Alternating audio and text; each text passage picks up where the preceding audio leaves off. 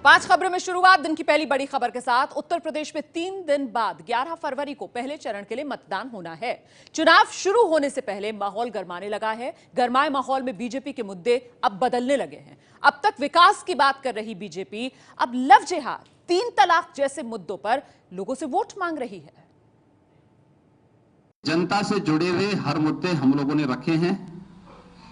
छेड़खानी की घटना उसका आधार है। ये जितने भी गुंडे हैं, जितने अपराधी हैं, सत्ता के संरक्षण में पल रहे अराजक तत्व हैं, इन सब के खिलाफ सख्त कार्रवाई होगी।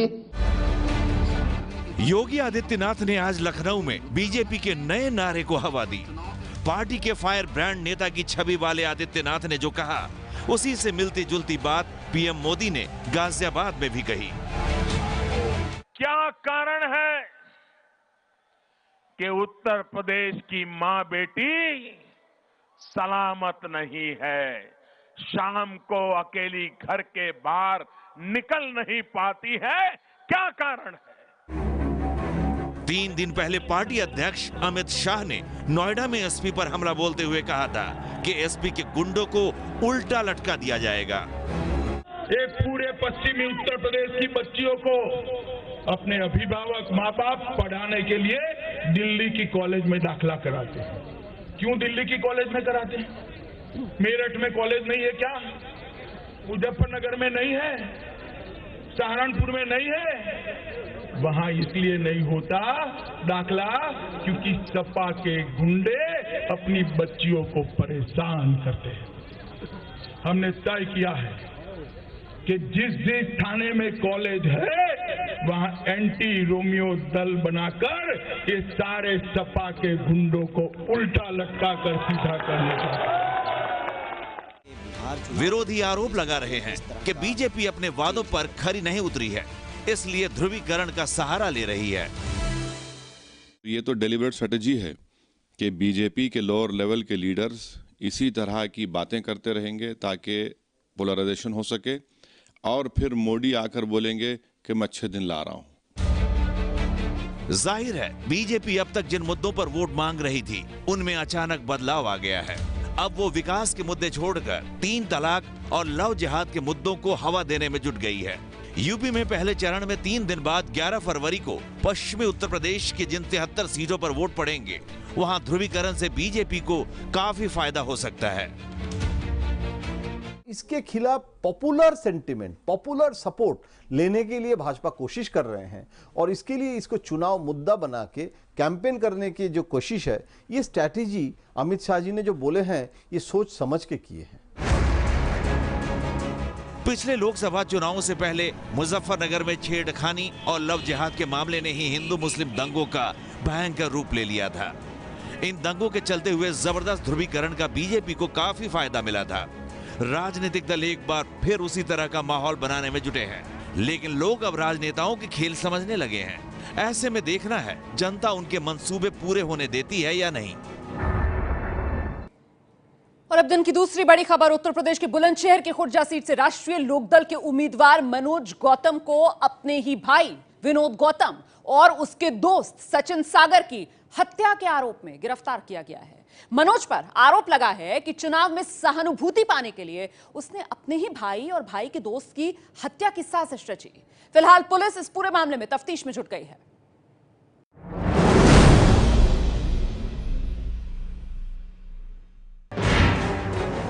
पुलिस के हत्थे चढ़े ये है खुर्जा सीट से आरएलडी के उम्मीदवार मनोज गौतम। मनोज गौतम के साथ ही डबल मर्डर के आरोप में गिरफ्तार दूसरा शख्स फिरोज है, जो हत्या के मुख्य आरोपी परमिंदर का साथी है। राष्ट्रीय लोकदल के उम्मीदवार मनोज गौतम पर अपने ही भाई विनोद गौतम और उसके दोस्त सचिन सागर की हत्या का आरोप लगा है। आरोप है कि मनोज गौतम ने सहानुभूति हासिल करने के लिए अपने भाई विनोद गौतम और सचिन नागर की हत्या करवा दी। ये जो मनोज गौतम जी हैं, इनके परिचित हैं परविंदर, जो पिछले 6 माह से इनके साथ थे, इनके घर पे रहते थे और इनके यहाँ कोई गाड़ियों में तेल भरने का कार्य कर रहे थे। इन दोनों के द्वारा योजनाबद्ध तरीके से इस घटना को कारित कराया गया। पुलिस को विधायक पर तब शक हुआ जब उसे एक मोबाइल रिकॉर्डिंग हाथ लगी। रिकॉर्डिंग में हत्या का मुख्य आरोपी परमिंदर अपने साथी फिरोज से बातचीत में विधायक का जिक्र कर रहा है। सिम लिखा दे अभी चारों लिखा दें। हाँ विधायक क्या करा? विधायक तो आए गए पर बात ना भाई को न बोले बंदर डीजल डाल दो, मैं यहाँ डालता। हत्या के आरोप में गिरफ्तार फिरोज के मुताबिक ये विधायक जी कोई और नहीं बल्कि मनोज गौतम है। विधायक जी कौन है? विधायक जी यही है। क्या नाम है? नाम बताइए। गौतम जी। हालांकि आरएलडी उम्मीदवार के मुताबिक उनके भाई की हत्या बीएसपी के लोगों ने कराई है। ये बसपा वाले ने साजिश करके और जब करवाया गया है। चुनाव हम जीत रहे थे, सभी दलों की वजह हवा खराब थी, इसलिए इन्होंने ये षड्यंत्र बनाया। मनोज गौतम बुलंदशहर के खुर्जा सीट से आरएलडी के टिकट पर चुनाव लड़ रहे हैं, लेकिन पहले मनोज गौतम को बीएसपी से टिकट मिला था, मगर बाद में बीएसपी ने मनोज का टिकट काटकर अर्जुन सिंह को टिकट दे दिया। बाद में मनोज गौतम ने अजीत सिंह की पार्टी राष्ट्रीय लोक दल का दामन थाम लिया। तो अब दिन की तीसरी बड़ी खबर, क्या जयललिता की पार्टी एआईएडीएमके टूट जाएगी? दरअसल पिछले 24 घंटे में चेन्नई में इतना ड्रामा हुआ कि राजनीति के पंडित भी सही आकलन लगा नहीं पा रहे हैं।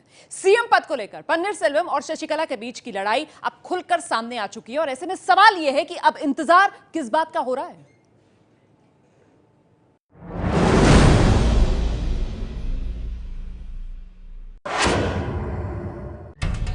कल रात तमिलनाडु के पूर्व सीएम ओ पन्नीरसेल्वम की ये तस्वीरें बहुत अहम हैं।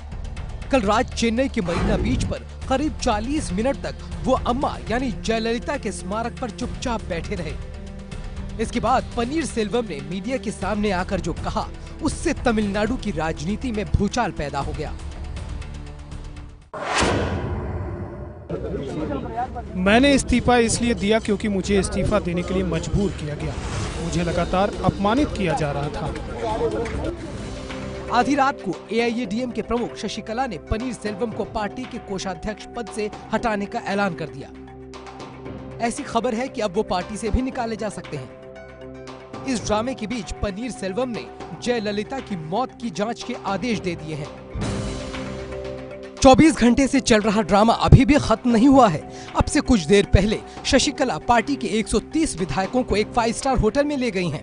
ऐसा कहा जा रहा है कि जब तक राज्यपाल चेन्नई नहीं लौटेंगे तब तक ये विधायक यहीं रहेंगे। अब सवाल ये है कि कितने विधायक पन्नीरसेल्वम के साथ है और कितने शशिकला के। तमिलनाडु की 234 सीटों की विधानसभा में एआईएडीएमके के पास 134 विधायक हैं। बहुमत के लिए 118 विधायकों की जरूरत होती है, जो अभी उनके पास है। शशिकला गुट 130 विधायकों के साथ होने का दावा कर रही है, जबकि पन्नीरसेल्वम का गुट 50 विधायकों के समर्थन का दावा कर चुका है। मुख्य विपक्षी पार्टी करुणानिधि की डीएमके के पास 89 विधायक हैं। दोनों अगर मिल जाएं तो 139 विधायकों के साथ आराम से सरकार बना सकते हैं, लेकिन अभी कौन किसके साथ है ये सिर्फ अटकलें ही हैं। जब एबीपी न्यूज ने पन्नीरसेल्वम से नई सरकार के बारे में पूछा तो सुनिए उन्होंने क्या कहा। உங்க அலிகேஷன்ஸ் கூட இருக்கு, டிஎம்கேவோ பிஜேபி வந்து கான்ஸ்பிரசி இருக்கு, அதே மாதிரி நீங்க ஸ்மைல் எதுக்கு பண்ணீங்க அது வேற ஒரு இருக்கு, அதை பத்தி என்ன சொல்றீங்க? ஏற்கனவே இதற்கு நீண்ட நெடிய விளக்கம் நான் ஒவ்வொரு நம்முடைய டிவி சேனல் நண்பர்களிடம் சொல்லிவிட்டேன். திரும்ப அதே கேள்வி நீங்கள் கேட்கின்றீர்கள். நான் இதை முழுவதுமாக மறுக்கிறேன். இதில் எந்த முகாந்தரமும் இல்லை. நான் எனக்கு பின்னாலேயோ அவர்களுக்கு பின்னாலேயோ நான் செயலாற்றுகின்ற நிலையில் நான் இல்லை. என்னை பற்றி அறிந்தவர்களுக்கு அது நன்றாக தெரியும். तमिलनाडु में शशिकला को सीएम बनाने को लेकर सस्पेंस अभी तक बना हुआ है, क्योंकि पन्नीरसेल्वम को इस्तीफा दिए 2 दिन से ज्यादा हो गए हैं, लेकिन गवर्नर सी विद्यासागर राव अभी भी चेन्नई नहीं पहुंचे हैं। वो अभी भी मुंबई में हैं। सवाल ये उठ रहा है कि आखिर देर किस बात की है? क्या केंद्र सरकार की तरफ से किसी इशारे का इंतजार है? राज्यपाल जी संविधान के अनुसार और जो अभी परंपरा के अनुसार और वहाँ का लीगल एक्सपर्ट्स का ओपिनियन लेके वो सही समय पे सही निर्णय करेंगे। इसमें ना सेंटर का ना भाजपा का कोई भूमिका नहीं है। राजनीतिक विश्लेषकों का कहना है कि राष्ट्रपति चुनाव 6 महीने के अंदर होने वाले हैं। ऐसे में बीजेपी ऐसा मानकर चल रही थी कि एआईएडीएमके के 52 सांसद और 134 विधायक उनके राष्ट्रपति उम्मीदवार के लिए वोट कर सकते हैं। लेकिन अब अगर एआईएडीएमके टूट गई तो फिर नए समीकरण में कौन किसका साथ देगा, इसे लेकर अब कंफ्यूजन है। और शायद यही वजह है कि केंद्र सरकार इंतजार की रणनीति अपना रही है। और अब दिन की चौथी बड़ी खबर, अरब सागर में भारत की तीनों सेनाओं ने ताकत दिखाई है। नौसेना के साथ मिलकर तीनों सेनाओं के इस युद्ध अभ्यास में 40,000 सैनिक हिस्सा ले रहे हैं।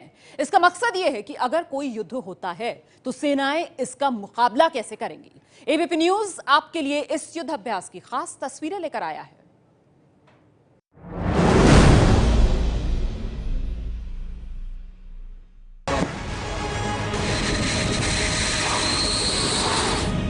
अरब सागर में भारतीय नौसेना इन दिनों बड़ा युद्धाभ्यास कर रही है, जिसमें 40,000 नौसैनिक हिस्सा ले रहे हैं। ये तस्वीरें उसी युद्धाभ्यास की है। ट्रॉपिक्स 2017 नाम की ये थिएटर लेवल एक्सरसाइज है, जिसमें नौसेना के साथ साथ थल सेना, वायुसेना और कोस्ट गार्ड भी हिस्सा ले रहे हैं। 1 महीने तक चलने वाली इस एक्सरसाइज में युद्ध जैसी स्थिति बनाई गई है। ये इसलिए कि अगर कोई युद्ध होता है तो हमारी सेनाएं एक साथ मिलकर किस तरह से इस ऑपरेशन को अंजाम देंगी। 24 जनवरी से मुंबई और गोवा सहित पूरे पश्चिमी तट से शुरू हुआ ये युद्धाभ्यास अरब सागर में लॉन्च किया गया है। इस युद्धाभ्यास में नौसेना के करीब 60 युद्धपोत, 5 पनडुब्बियां और करीब 70 लड़ाकू विमान और हेलीकॉप्टर हिस्सा ले रहे हैं। नौसेना के मुताबिक इस युद्धाभ्यास में नौसेना की पूर्वी और पश्चिमी फ्लीट दोनों हिस्सा ले रही है। एयरक्राफ्ट कैरियर सहित INS Vikramaditya, Jalashwa, Shivalik class ship, तलवार क्लास और परमाणु पनडुब्बी INS चक्र हिस्सा ले रही हैं। हर साल जनवरी से मार्च के महीने में नौसेना इस तरह का युद्धाभ्यास करती है, लेकिन ये युद्धाभ्यास इस मायने में अहम है क्योंकि हाल ही में तीनों सेनाओं की कमांडर्स कॉन्फ्रेंस में प्रधानमंत्री नरेंद्र मोदी ने तीनों सेनाओं को मिलाने की बात कही थी।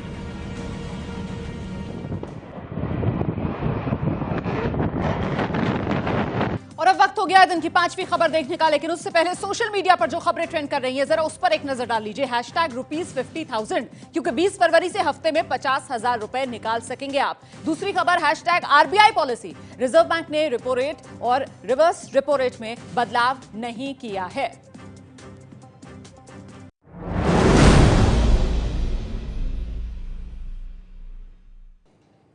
और अब आपके लिए अच्छी खबर, नोटबंदी के बाद करेंसी संकट की वजह से खाते से पैसे निकालने पर सीमा लगा दी गई थी। ये सीमा अब धीरे धीरे हटाई जा रही है। इससे जुड़ी बड़ी बातें देख लीजिए। 20 फरवरी से खाते से हर हफ्ते 50,000 रुपए तक निकाल पाएंगे आप। एक बार में भी सीधे 50,000 रुपए निकाल सकते हैं आप अपने खाते से हफ्ते में 20 फरवरी के बाद से। 13 मार्च से पैसे निकालने की सीमा खत्म। 13 मार्च होली पर यह बड़ी खुशखबरी आपको मिलेगी, पैसे निकालने की सीमा ही खत्म हो जाएगी और फिलहाल 24,000 रुपए हफ्ते की सीमा है।